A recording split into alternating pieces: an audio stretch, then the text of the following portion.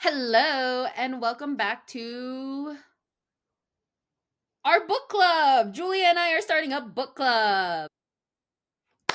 No, Maddie, this is an F1 podcast and it's prediction time! Prediction time! I'm still winning, by the way. Yeah, shut up. Hello and welcome to 17 to 1. My name's Julia. I know a lot about F1. My name is Maddie, and I know varying increments of F1. Last week was the Dutch Grand Prix, and this upcoming week is Monza, which means that it is time to go over our predictions from last week, see how they shaped up, see how much Maddie is still beating me by, and then look ahead to what this coming weekend may bring us. So to start, my podium didn't turn out too well for me, but neither did Maddie's. So we're actually pretty even this week. I had guessed a Charles Leclerc P1, Lando Norris P2, and Oscar Piastri P3. And very unfortunately, two of those drivers DNF'd. So I only get 1 point for Oscar being on the podium, but I had placed him in third instead of first. So I only got 1 point instead of two. Alas. Maddie, how did your podium shape up? Only one of my drivers DNF'd. So I had a P1 Lando, a P2 Oscar, and a P3 Yuki. Yuki was an outlier. I knew it was very slim, was still hoping. Technically, I think I should get 5 points because an outlier still ended up podiuming. Wrong outlier. So Maddie also only picked up 1 point for this week, which means that we both our gap stays the same, essentially. Our gap stays the same. Alas. You know what I didn't realize though, which I meant to talk about in our other video, but I can talk about here. I did not realize Zandvoort was so steep. Yeah. Zandvoort has a very steep bank. I will say where we're going this weekend, Monza, also has some steep banks. And it's basically like two ovals kind of put together. So it's got a big steep bank that is like an oval, so people refer to it as an oval circuit. Anyway, looking ahead to Monza this weekend, it is the second of the two Italian Grand Prix. It is going to be quite hot, it looks like right now, right around 80, 81 degrees. Sunny, no chance of rain, pretty much. So, which I think this is the first time in like 3 weeks, three races, that there's been no chance of rain. So that's pretty huge. I know, but even the other few races where there's been a chance of rain, there hasn't been a lot of rain. Yes, but my point is, this is the first time there's been no chance of rain. So that means there will be rain.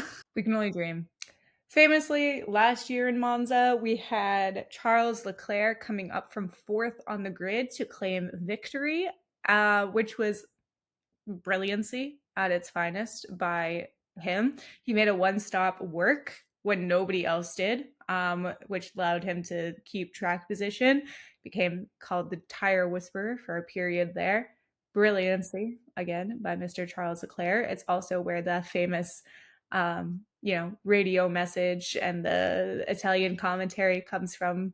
They're like, Il predestinato vince, the Italian Grand Premio. My Italian accent is horrible, but you know what I'm thinking. You know what I'm saying. Maybe you don't, because my Italian is horrible.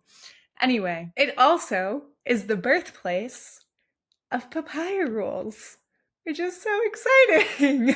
I'm not gonna lie, I want that as a sticker. Papaya rules. You are free to race. I'm sure that's something I could find on Redbubble, but like, I don't know. There's something about that phrase. I wasn't not heavily into F1, so unfortunately I did miss this whole thing. I didn't really start joining until Las Vegas. But I want that as a sticker. I want that. I want that on my computer. I want people who aren't into F1 to be like, "What? If you know, you know." Maybe you should. Maybe you should. Wild concept. So, if I can take you on a short view to the past last year, it's Monza. It's right after Zandvoort. People are saying, hey, McLaren, please prioritize Lando for the championship. McLaren says, no, we will not be doing that. And the Grand Prix starts, and we hear the infamous phrase, papaya rules, you're free to race.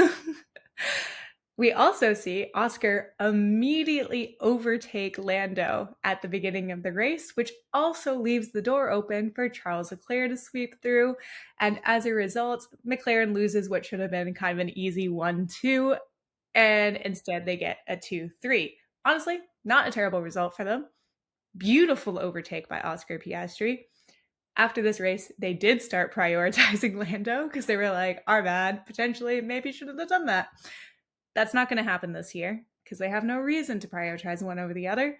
So the continuation of the papaya rules lives on, and I personally am hoping to see another brilliant overtaking move like that at the start of the race. I think I think that's ridiculous as well. Like competitors, teammates and stuff like that, they should be free to race. Like look at swimming, look at track.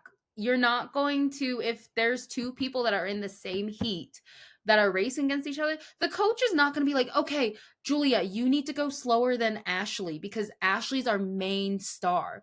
No, if Ashley's going to be the main star, she's going to be in a higher heat. It just so happens that they're all in the same heat. But if you want a difference, look at the qualifying. Not to mention any team that chooses a driver over another, they're still going to take heat. They're still going to take flack. Y'all, it's not that deep. It's really not. And I do understand team orders sometimes. I will put that out there to allow the team to maximize their potential points. If they think that they have a better chance of getting a 1-2, if they say, hold position versus potentially having their guys crash into each other. I understand that. I'm against it, but I understand it. Let them crash, I say. But I understand from a team point of view why that's not ideal. But even though I understand something, I can still disagree with it. Papaya rules. Fire rules. Let them race. That tickles my brain the same way one of the F1 commentators after a safety car ends, and they always without fail say the green flag flies once again. Like I don't know. It's just I'm always like every time he says that I'm like let's go. So dramatic. The green flag flies again. Yeah, part of me is like are we going to war? Yes. Cuz all I think is like I surrender. I mean, yeah, I guess if we're a Max fan, we're constantly going to war. So online in the race, So true. mentally. Anyway, with this wonderful update and my history knowledge of last year, we're gonna start with our podium. So Julia, who do you think will get P1. It realistically, who's gonna get P1, or who does my heart want in P1 this weekend? You know, if you want to go with your heart, that's fine. But keep in mind, I'm beating you. So true. My heart, my heart of hearts, I desire a Charles Leclerc P1. I do fear I jinxed him last time around, however, so I'm still gonna put him up there. I don't know, maybe I'll be right this time. I believe in you, Charles, buddy. Bold choice of words knowing your history of jinxing people, but all right, let's go. P2. P2, give me a max. Again, bold choice. P3. Lando. Okay. You don't sound so sure about that one. But you heard it here, folks. We got a P1 Charles, P2 Max, and then a P3 Lando. The only person she can't seem to jinx on that podium is Lando. So let's see how this race turns out. It's true. I'm trying my best. I've discovered that if I put him in P1, he definitely wins. So that's why I've stopped putting him in P1. But also, I think if I leave him off my podium, that's also bad. So sorry, bud. And I don't want to risk jinxing Oscar. He just wants to be in your heart of hearts, Julia. Does he? Maddie, your turn. P1. Lando, because I've been told to say that. Because you jinx him. P2. You're gonna make all the fans hate me. Just kidding. No one watches these videos. Oscar. P3. I want an Ollie Bear. Interesting. Going with another outlier this weekend. In honor of Julia getting his little cub, I want to put Ollie Behrman. So yeah, let's go. I have nothing to lose. I'm still ahead of you. This is so true. I the way like when Lando crashed out and we said about our friend's dad who's leading, I can stand to lose a few points. Yeah. So can McLaren. Oh, so can McLaren indeed. But at the same time, I want Oscar to keep doing well. So like Yeah. Those were our predictions for the Grand Prix and Monza this weekend. Please let us know what you think is going to be happening in this race and check back in next week to see how all these predictions ended up. This has been 17 to 1. Bye.